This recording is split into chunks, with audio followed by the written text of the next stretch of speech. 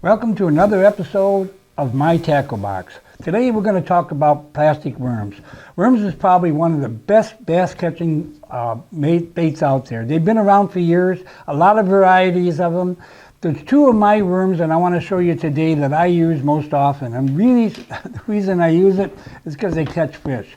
Number one, probably, and I've used it for the longest, is probably Berkley Power Worm. They work really well. They have a great smell. They have a scent right out of the box. When you get them right away, they have a great smell. And I think that really attracts the fish right off the bat. Secondly, they got great movement. Now you take a look at this one. This one's already rigged up on a little bullet-like weight. And this works really well. It's a nice size length worm. This is a 6.5, I believe it is, 7-inch. Works really nice in just about every depth you want to fish it. You want to fish it around structure or docks or something like that, you can pop it out there, let it drop down, and when it hits the bottom, just move it along. Boop, boop, boop, just a little bit as you move it along. And as you do, it kind of pops up, and this little tail will just wriggle, wriggle, wriggle. Man, it's just what you want. And the bass will come up, and you have to watch the line because the bass will come up and just suck it in.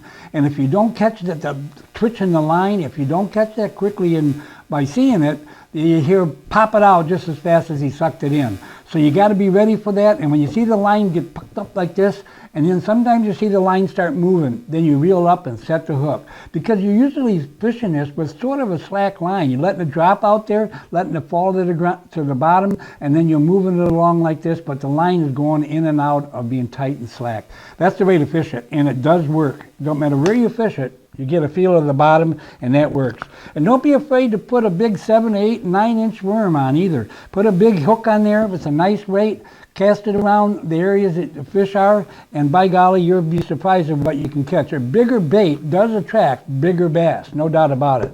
The other one that I use most often is the Racky worm. Now, Racky worm is quite a bit different in one category. It doesn't have any tail. It's pretty much a do-nothing worm. And you can get a variety of colors, as I have here. And now the do-nothing worm, as you can see here, that you hook them right through the center of the worm. And you cast them out, and you let it go down, and you hook them up with the weight or with the hook straight with no weight, and let this be the weight. It really depends on how finicky the fish are. If they're really finicky, you're going to want to hook through this without or little to no weight at all, because this will sink really easy. And when it does, you just pop it, and the little sides will go up and down like whoop, whoop, whoop. And that just attracts that fish to come up and hit it. And they do the same thing as in the power worm. They will pick this up and start running with it, and you have to have, again, to have that feel of the light line, watch your line, and set the hook, slam it. Nice thing about this, where the power worms are usually Texas rigged, hook is wide open. Now a lot of guys don't. They'll put a big reedless hook on this and so forth. I really get through the reeds and everything else just like this. The one thing I do is they get pretty ate up pretty quick, and you can see like this one here that it gets all ate up because it gets when you put the hook directly through the worm, it tears it up in the center, and you catch a few fish, you're losing the worm. Now what I got here, this allows that to take place. So I can take that worm. I can take the worm like here's one that's already set up. I take the worm and I stick it in here like that. And this has like little rubber washers. And you can just roll this rubber washer right over the top of this until it gets to the center and then pops on your worm. Now you use that as the hook. You set the hook through that little rubber washer, and that holds it really well, and you catch more fish. It doesn't inhibit the action of it at all. In fact, I think it helps it. It works really, really well, one way or the other. Even if you don't do that, give it, just stabbing it through the worm makes it work really well. Well, those are two. Now you use different weights on worms. It depends on how you want to hook them and where you're fishing. That's always important. That if you're going to use a weight, you got to use a weight that will get it down to the bottom, that will hold on to your worm. Like this particular one here, this way here, it has a, let me put it here so you can see it a little better.